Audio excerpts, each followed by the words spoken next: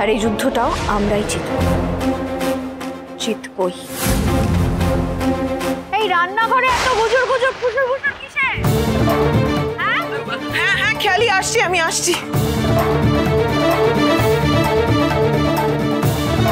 হ্যাঁ খেয়ালি বলো।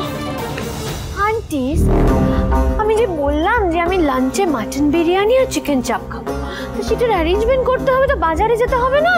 হ্যাঁ ওরা রান্নার আয়োজন করুক, আমি নিয়ে আসছি সবকিছু।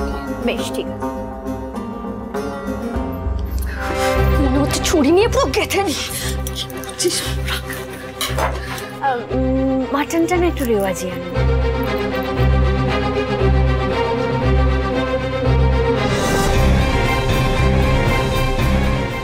ঠাকুরজি, আমাকে ওই সকালের পরোটা আলুর তরকারি যা হয়েছে একটা টিফিন বাক্সে দাও তো আমাকে, আমি গিয়ে দিয়ে আসবো। আচ্ছা। রিঙ্কির নতুন সংসার হয়েছে, ও পারে নাকি এত আয়োজন করতে? টোনাটুনির সংসার, এত কিছু আছেই নাকি ওর কাছে? আর ওদের সকাল থেকে পেটে কিচ্ছু পড়েনি। ঠাকুরজি দিয়ে দাও না, আমি গিয়ে পৌঁছে দিয়ে আসি।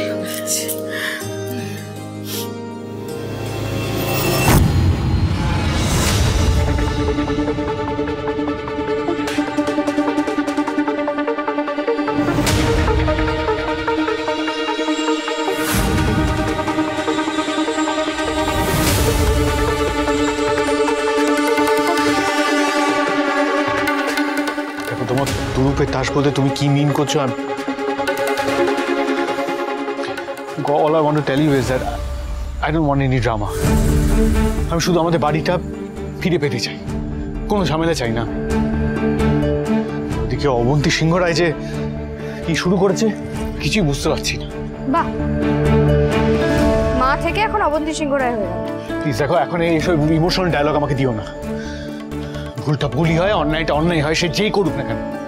মেজ বউ এরকম কেন করলো আমি না সত্যি এখনো বুঝতে পারছি না। মেজ বউয়ের মনে এই কথাটা এলো কি করে? ও আমাকে অবিশ্বাস করলো। তোরা বল না, তোরা তো সবাই আছি। আমি আমি এরকম কাজ করতে পারি যাতে মেজ বউয়ের মনে হয় যে ওকে এই পরিবারের সব কিছু থেকে বঞ্চিত করছি আমরা? বল না, এরকম করতে পারি? আমি জানি না, আমি বুঝতে পারি না মেজর যে মাঝে মাঝে কি হয় আমি বুঝতে পারি না। আচ্ছা তুমি বলো, আমিও তো সংসারে এমন কোনো ভাব, এমন কিছু করিনি যাতে মনে হয় যে আমি বা ছোট ওকে কেউ কোণঠাসা করতে চাইছি। আচ্ছা তোমরা কেন কেন কেন নিজেদের এক্সপ্লেন করছো আমি বুঝতে পারছি না। কেন জাস্টিফাই করছো? there is no need for justification. কেন বলছো বলো তো? দোষটা তো তোমাদের নয়, ভুলটা মায়ের, আর সেটা মাকে বুঝতে হবে। মা এটা কেন করলো, কি কারণে করলো, আমাকে জানতেই হবে।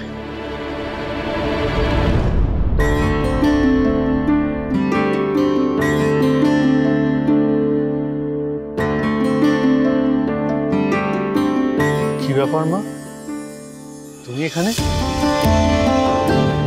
খেয়ালির কোনো কন্ডিশন নিয়ে এখানে এসেছো তো? তেঁতুল পাতা সোম থেকে রবি প্রতিদিন সন্ধ্যে ৬টায় স্টার জলসায় ও জিও হটস্টারে।